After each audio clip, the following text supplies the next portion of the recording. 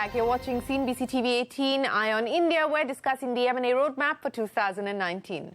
In specific, if consumption will continue to be the key driver for growth in India over the next few years, and that has been the driver of growth, investment yet to really pick up. What is the sort of, is it a sector agnostic approach that you expect private equity to take and hope that growth will sort of drive every boat, or is it going to be in specific pockets? No, I think that's the consumption theme is something that, we in Advent also have, if you look across our portfolio, have really focused on. So I think just much like Puneet and Ajay earlier articulated, I think there's a lot of growth in India driven a lot by domestic consumption.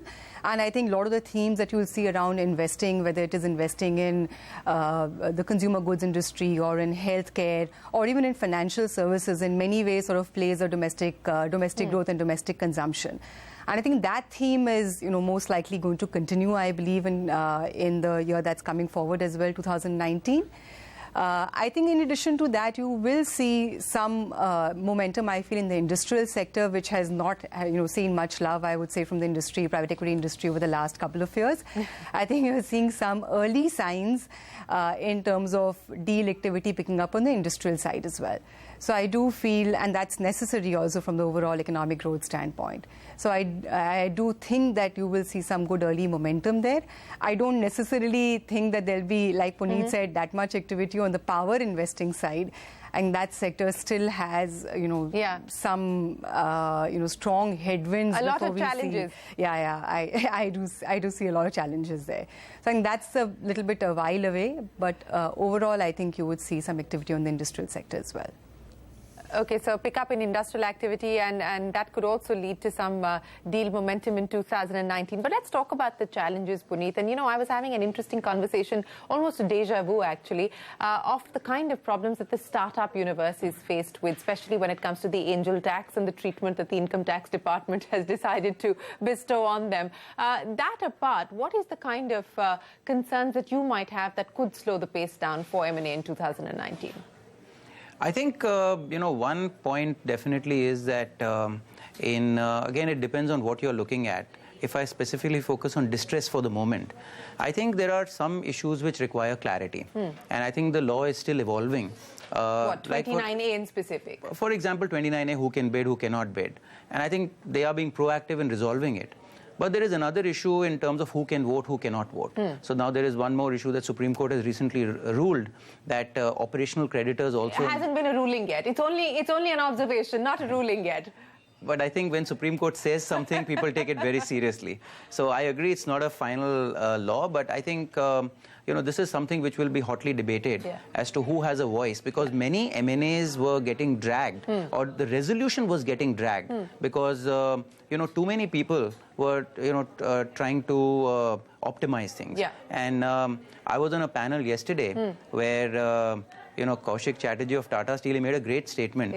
He said that, look, it is, distress cases like, house on fire.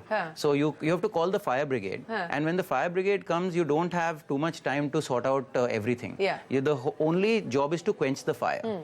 So the priority has to be quick resolution rather than wait for the house to burn down and sort too many things out. So I think there are laws which need clarity. For example, I'll give you one more example. In one of the resolutions that we have filed, there is a case that this company was facing a winding up petition before the IBC process started. Now the question is, should winding up take precedence or should IBC take precedence? And IBC process is concluded. So I think that's one issue which, as well, we've But isn't it clear that IBC takes precedence over all other laws? Yes, but it has to be decided by the courts, because ultimately the final law is what the courts interpret. There is a book, but the courts have to interpret that book. So I think it is still going through that process. It's a new law. So I think that causes delay and that causes, some confusion.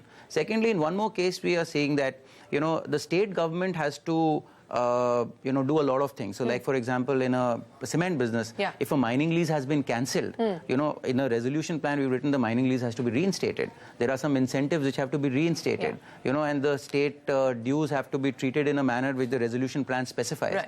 So the state government says, are we a signatory to this agreement or are we not a signatory to this agreement? This was a banker and a, buyer. by a process. Yes, it's been approved by the court, but we are not a signatory to this agreement. Right. So I think ultimately it will, pass through, but it causes a debate, it causes delays.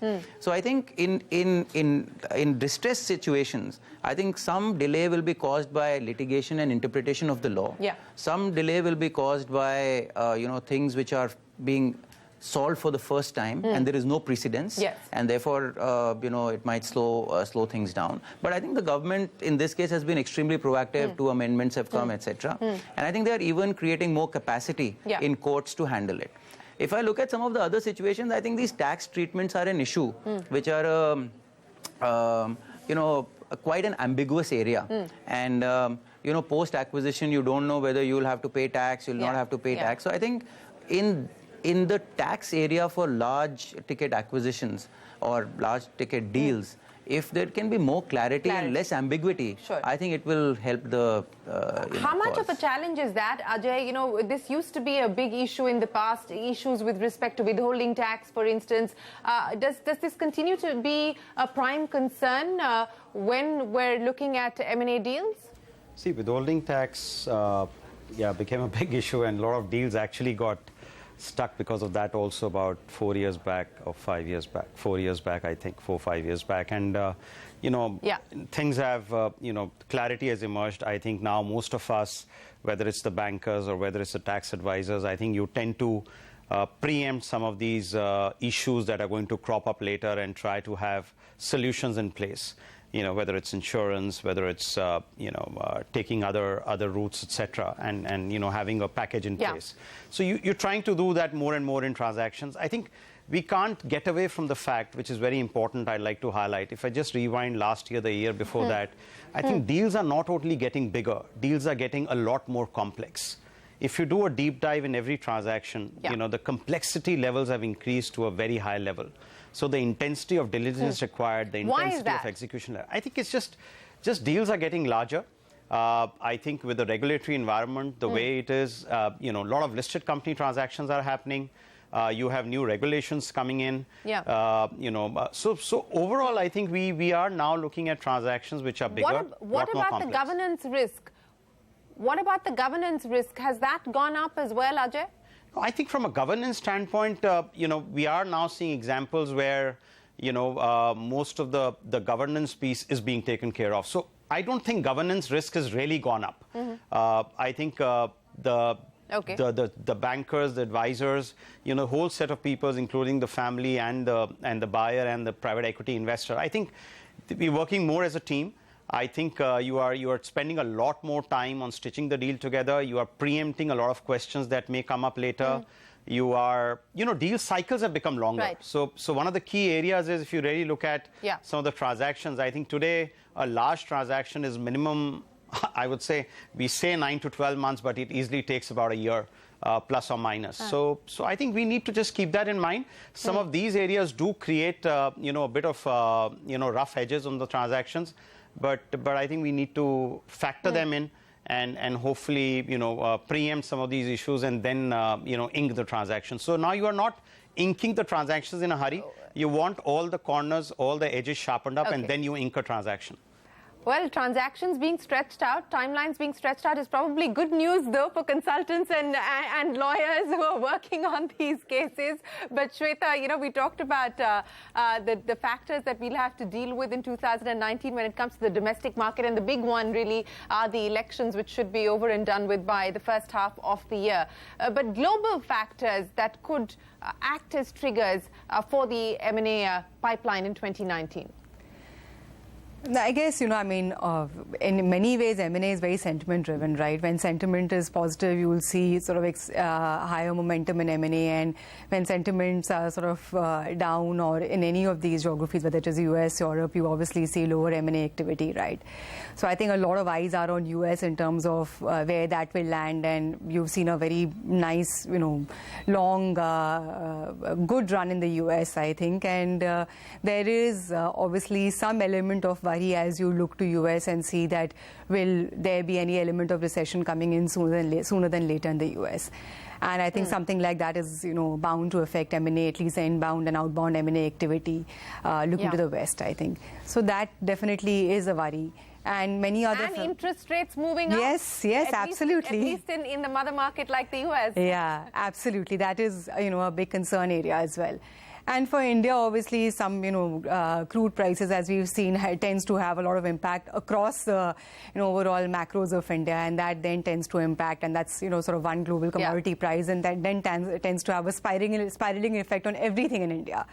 So that is also something to watch out for. Yeah. Well, at this point, it's spiraling towards the positive, at least as far as food prices are concerned, crashing and hence down currency. over 30% in a month's time. So that's... yes, and the currency has, of course, appreciated quite significantly. Of course, a very volatile currency either way is not good news as far as transactions are concerned. So that has to be a much more calibrated move, one would imagine. But 2018, a good year for M&A. In fact, the best across several parameters. And the hope is that 2019 will continue the momentum where we've left off. Puneet Dalmia, Shweta and Ajay, appreciate you joining us with your take on the year that was and the year ahead for M&A. Thanks very much for joining us on Eye on India. From all of us here, goodbye and many thanks for watching.